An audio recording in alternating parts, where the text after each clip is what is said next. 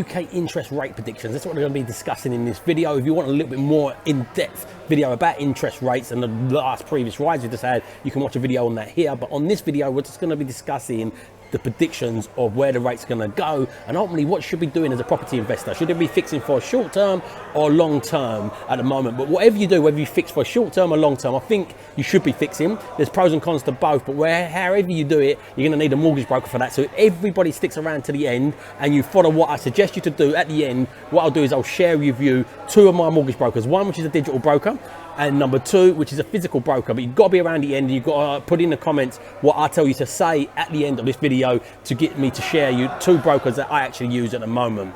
But in the meantime, before we do that, please hit that like button. It really helps the algorithms out. And let's get into this.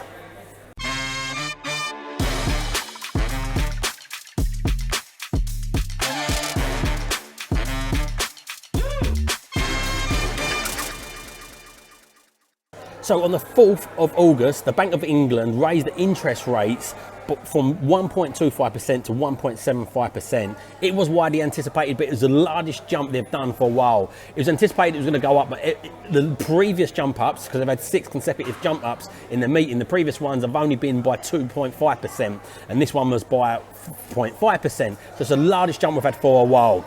This is massively to try and get a curb on inflation and the cost of living. I won't go too much into the cost of living and that now, because you can watch a video on that up here. But the reason they're jumping this up so much is because inflation is running out of control and the cost of living.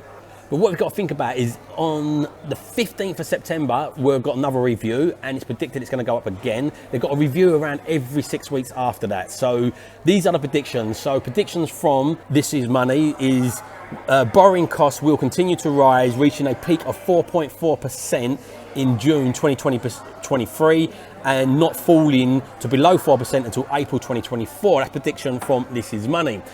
There is more predictions from, there's another website called Money to the Masses, and their predictions is with the Bank of England's rates at 1.5% and the market now priced in at a 2-year fixed mortgage rates to rise to over 5% by the summer of 2023, should you seriously be considering a fixed mortgage now?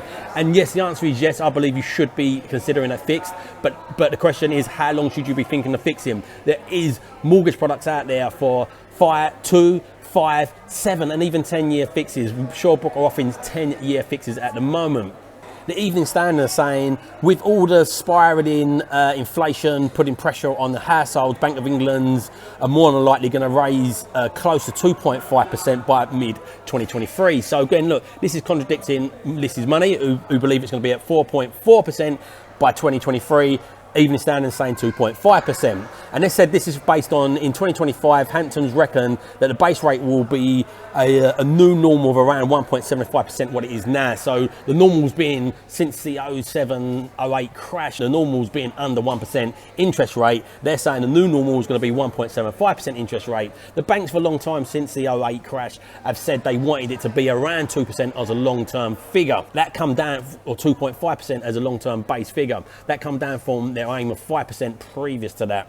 And the reason they keep on coming down with this is because the household debt, the amount of debt expansion we've had in between that time, we have got more debt in society than ever on history. Governments have got more debts, people as individuals have got more debts and more leverage than they've ever been. So this means it's going to be very difficult to go back into the past of like the 1980s and get interest rates back up to like 18, 15, 18, 20%, because the household debt ratio is just much higher. It's going to be much more difficult to get there.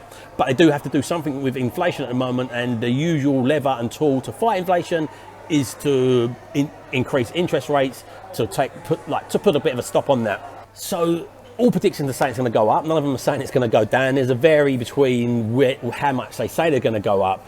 But the question is, should you be fixing that for a short or long-term period of time? So there's a number of things you have to ask yourself first before answering that for yourself. It's going to be individual to the individual person. There's no one solution for everybody. Everybody, I believe, should be fixing, but some people should be fixing for a longer period of time. Some people should be fixing for a shorter period of time. Depends on your risk appetite It depends on how leveraged you are already and what sort of portfolio or other incomes you've got. If you want to watch a video here about the all-weather portfolio, if you've got other assets that's going to support this and you're looking to grow, you might take a shorter term fix because you might think, okay, I need to release money quicker. You might be at the moment experiencing a down valuation, so you think, okay, I want to own this for 2 years. Typically, when you've owned a property for 2 years, banks do lend stronger. So you might take the risk that in 2 years' time, I'm going to take a gamble where I can release a bit more of my money. Because if you fix for 5 years or 7 years or 10 years, the thing is, if you need to access any of that capital that's in the property or the market continues going upwards, look, it's defied gravity at the moment. Do I think it's going to keep on climbing? I very much doubt it. It's only my opinion, but I very much doubt we're going to see the same sort of growth. But say it does carry on growing with inflation, because inflationary pressures push the house prices up, and you've got then a ton of equity locked into your properties, and the inflation of the rents have gone up. So you might be thinking, I want to release some equity to buy more properties. If you're in a fix for 5, 7 or 10 year, you're going to have to pay an early repayment penalty, which is really not, banks don't like you doing. So you really have to think, where am I at? Am I going to want access to these funds? Do I want to grow? Because if you want to grow and you've got a good portfolio that can support it, so what you've got to look is the downside risk. So what happens if the markets go down and I do go underwater? Say you're in negative equity and the markets dip slightly, or you just go to a variable rate, and at the end of that variable rate, because they won't, you maybe got an 80% loan to value at the moment, they won't lend at 80% loan to values, you might find yourself in a place where that variable rate's at 7, 8, 9%. So you've got to then look, is the yield of the property strong enough to be able to handle that? And that's what you want to do, is stress test these to make sure the properties are strong enough to handle rate rising, and see at what level, then see where you're comfortable with that. If it can't handle it, what you've got to look at is the rest of my portfolio strong enough to support that in the temporary period of time while this irons itself out. Because do I feel we'll have high rates for a long period of time? No, I think this is aimed to try and get inflation down. Once it gets down, it will come back down. Do I think it will come back down to 0.4% of what it's been in over the last sort of decade? No, I think they are aiming to try and bring it back down to sort of between 1.5%, maybe 2%.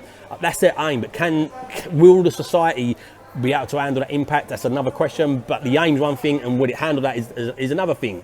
But what you want to do is factor in your deals as if it's not, look, we've had ridiculously cheap lending. Never in history we've had this cheap lending. I think in the 1930s, the base rate went down that low then. But as a mortgage point of view and as buy-to-let investors, we've never had this cheap lending. So you don't want to be basing yourself off the last decade of what lending we have. We want to base that on a higher level, and can the properties handle that? So you want properties, strong yielding properties. And at the moment, low purchase, high yielding properties for me is that foundation. And that's why I'm a remote property investor, and I invest in the northeast, not in the southeast where I live. So if I'm not living in an area where we can buy these properties, maybe you want to have a watch of this video where it'll show you how about the all-weather portfolio and how you can get support from other parts of your portfolios if other parts are not performing. Because if you've got a strong performing portfolio and you take a risk on another part because you want to use that for capital building, and you take a shorter term fix, then as long as you can support that from other incomes or from your portfolio, as we explained the all-weather portfolio from the video I suggested, then you're going to be okay with that. You just got to make peace with, you could take a dip in your earnings. Again, you've got to look at, am I living purely off my portfolio? Have I got other income streams? I believe everybody should have multiple income streams, not just rely on one income stream. So if that is the case, then you could be a little bit more riskier and do short-term fixes. At the moment, I don't need to massively grow. I'm not in a massively growth period. I'm still going to buy properties. I will always buy properties, but I'm buying more properties from my income. Like the last property I just completed on, I didn't even do a BRR on it, even though I could do the buy refurbished finance strategy. You want to know more about BRR, watch this video. But it's where you buy a property, you refurbish it, and then refinance it to grow your portfolio. Again, you want to look at the sort of leverage you've got. So at the moment, I just re-leveraged my portfolio up because it dipped under 50% loan to value because of the capital appreciation I had in there. I'm now more closer to sort of like just above 60% loan to value. I don't want it being higher than 65% loan to value because of the size of the portfolio I've got at the moment. So I've got over a £3 million portfolio. I don't want it over leveraged too much, especially the banks will not look kindly on that on me. But also because of that income stream, I want to know there's a lot of buffer in there for uncertain times. So it depends on that risk and where you're at in your journey. If you're earlier on in your journey, you live with your parents, you literally, the only thing you can lose is your shirt off your back because you don't really own a lot of assets, you might be a bit more riskier and go for it because, look, you've got to take risks, but for me, it's about taking calculated risks. It's about, can you afford the downside if the downside happens? So worst case scenario happens, let's say for instance, the interest rate sits at 9%, can I afford to pay that mortgage? Is there enough yield in that property to handle that? And if there's not enough yield to handle that and enough income to handle that, can I afford to pay that elsewhere to ride out the storm? Because I feel it will be a storm and it will level itself back down. And they're the questions you have to ask yourself. So for me, I'm not looking to acquire loads more. As I said, the last property I just bought, I could have BRR'd it, but I just put the money into it. It's just a straight return on my capital. They give me about an 8% return on my capital, which is really strong in today's market.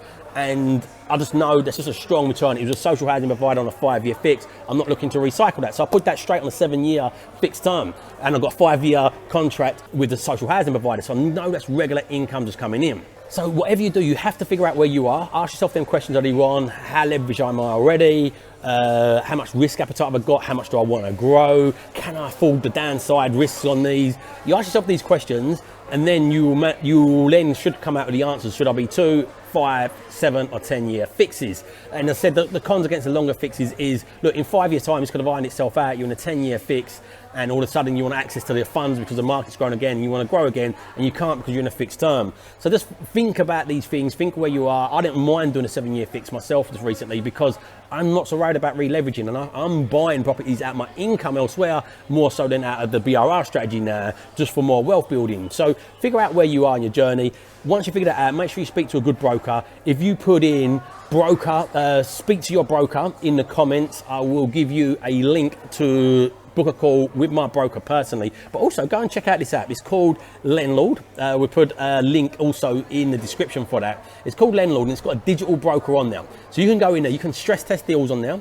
You can put your portfolio in there to manage your portfolio. You can do P&Ls in there. You can get lending options. You can analyze deals. It's a great software, and it's absolutely free. So in the link, if you look in the description, there'll be a link in there for this free digital broker and somewhere where you can analyze deals and stress test your deals as well to make sure they can handle the future growth and future predictions of that. So listen, my wife's living my terms. My mission is to help as many people live on their terms as they can. So please share this out if you found it useful. If you've not done it already, hit that subscribe button, hit the bell icon so you get notified every time we do a video. Please hit that thumbs up if you didn't do that at the start of the video, because it really helps the algorithms out. Put in the comments what you're going to do. Also put in the comments if you want an introduction to my broker. Put in the comments if you can't find the link for Lendlord. Remember, don't evolve your ideas. You never live on your own terms. So evolve your ideas, live on your own terms. Have an amazing day.